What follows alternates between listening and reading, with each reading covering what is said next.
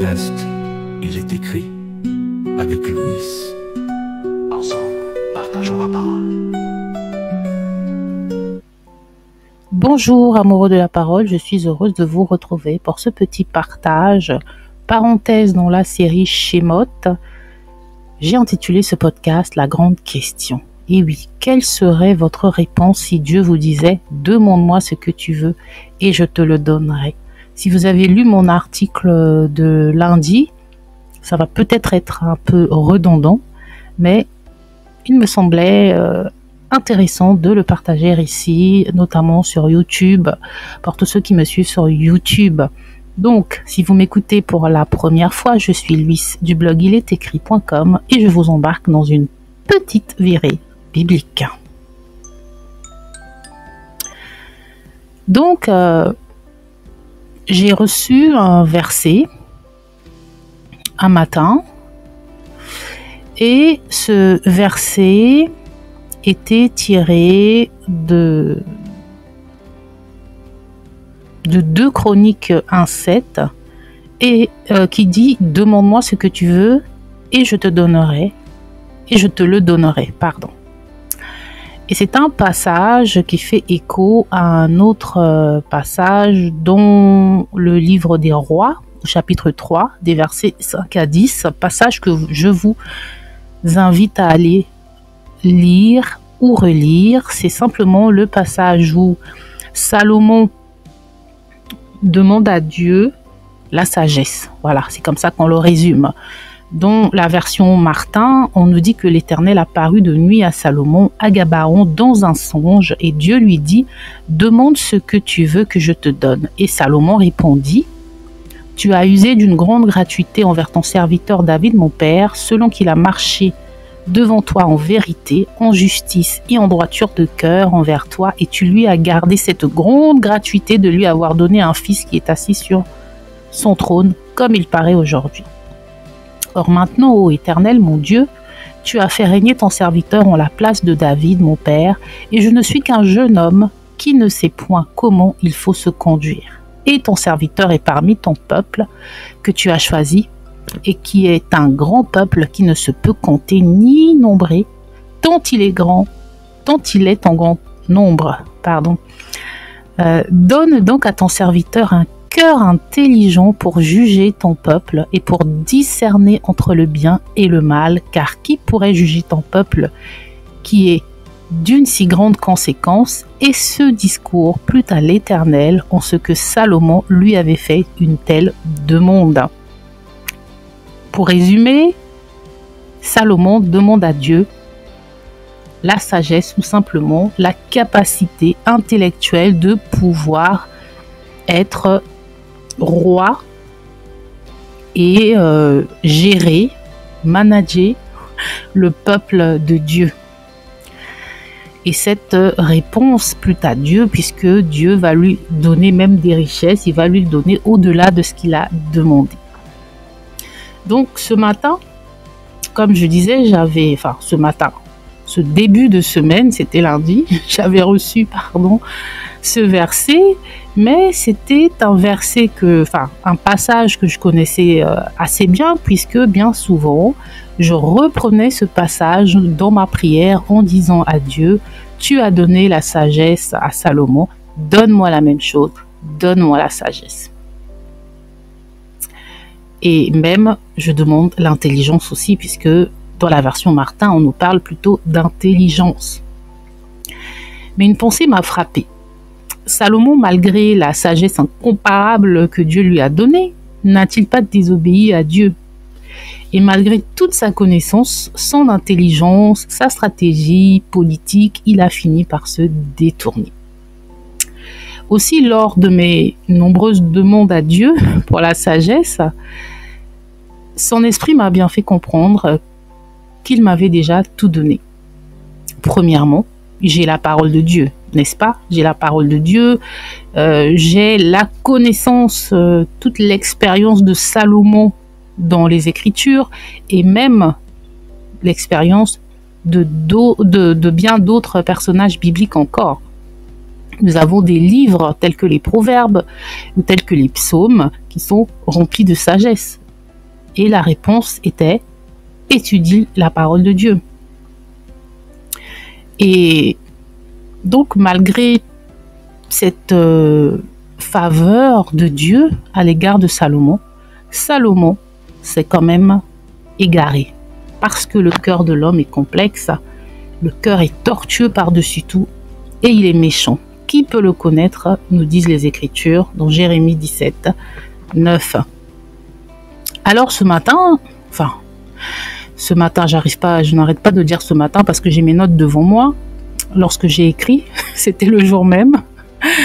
Alors ce jour-là, j'ai pensé, j'ai demandé à Dieu, dans ce cas, j'ai besoin d'aimer tel que toi tu aimes, mais surtout de t'aimer d'un amour tellement grand, un amour XXL, un amour sans mesure, mais je vais tellement t'aimer que je ne pourrai pas me détourner de toi. C'est-à-dire que je vais être tellement amoureuse de mon Dieu que mes yeux ne pourront même pas regarder ni à gauche ni à droite. Ils ne pourront rester que dans sa direction. C'était vraiment ça.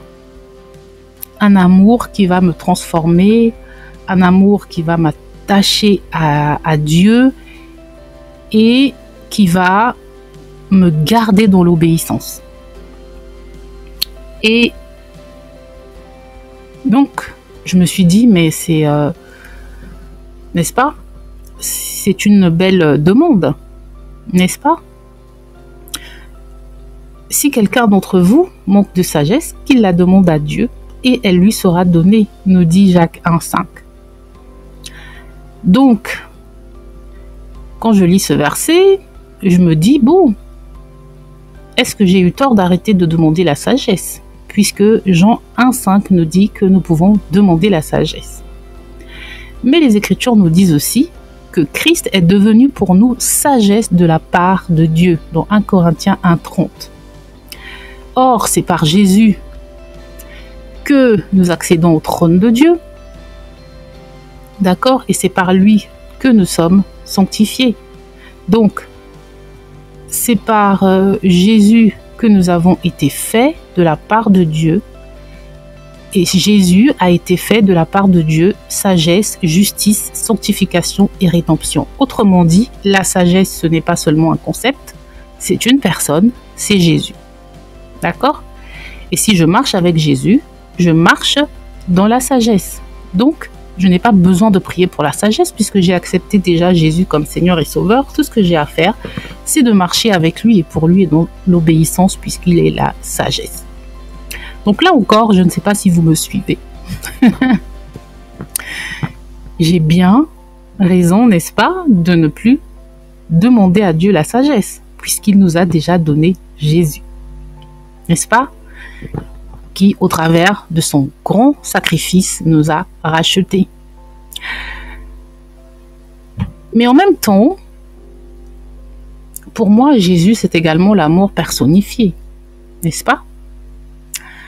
Donc, j'aurais peut-être dû demander ou prier autrement, prier tel que David dans le psaume 84, 10, demander à Dieu un cœur qui soupire après lui plus que tout. Mais est-ce que c'est suffisant puisque si l'on regarde également l'histoire de David, malgré le fait qu'il aimait Dieu, il a également chuté. Il a commis un meurtre, il a commis un adultère. Et Romains 5,5 nous dit aussi, l'amour de Dieu est répandu dans nos cœurs par le Saint-Esprit qui nous a été donné.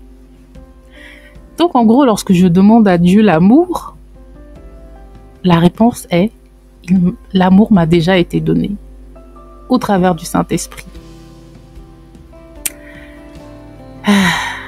Donc au final, je ne sais plus trop quoi dire, mes amis. Suis-je encore en train de demander quelque chose que Dieu m'a déjà donné? Ou est-ce que je devrais prier différemment? Demander à Dieu de m'apprendre à recevoir et à marcher dans l'amour qu'il m'a déjà donné sans le limiter, sans le bloquer par mes blessures, par mes raisonnements, par mes peurs. En gros, simplement demander à Dieu de m'apprendre et de m'aider à lui faire confiance. Parce que plus je lui ferai confiance, et en fait je parle plutôt de foi, plus j'aurai la foi, plus je lui ferai confiance et plus je ne limiterai pas son amour pour moi,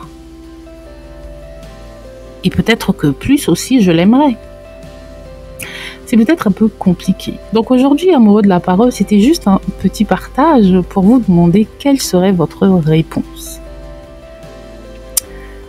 Quelle serait votre réponse? Dans l'article que j'ai publié, j'ai fini par le psaume 51, 10. Donne-moi un cœur capable de rester dans ton amour, un cœur obéissant, brisé et attaché à ta présence. Crée en moi un cœur pur, ô Dieu, et renouvelle en moi un esprit bien disposé. Et le fait est qu'avec Dieu,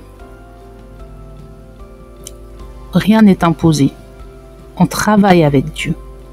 Dieu nous donne sa faveur, mais nous aussi nous devons vouloir les choses et nous devons travailler à nous améliorer, à nous rapprocher de lui.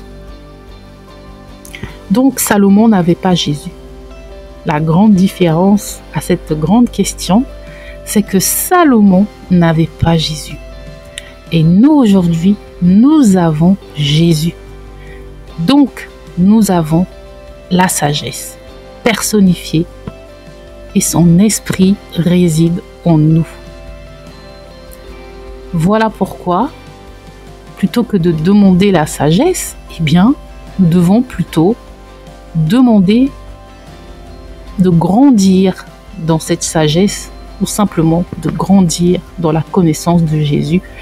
Et cela requiert, bien sûr, des efforts de notre part. Oui, Dieu peut nous rendre intelligents comme il veut, il est le Créateur. Il peut nous donner la sagesse en un clin d'œil, comme il l'a fait avec Salomon. Mais aujourd'hui, il nous a déjà tout donné, puisque en un clin d'œil, lorsque nous acceptons Jésus comme Seigneur et Sauveur, eh bien, nous marchons dans la sagesse, nous marchons dans l'amour. Si ce message vous a édifié, n'hésitez pas à liker, partager, pas moi, mais la parole. Ciao!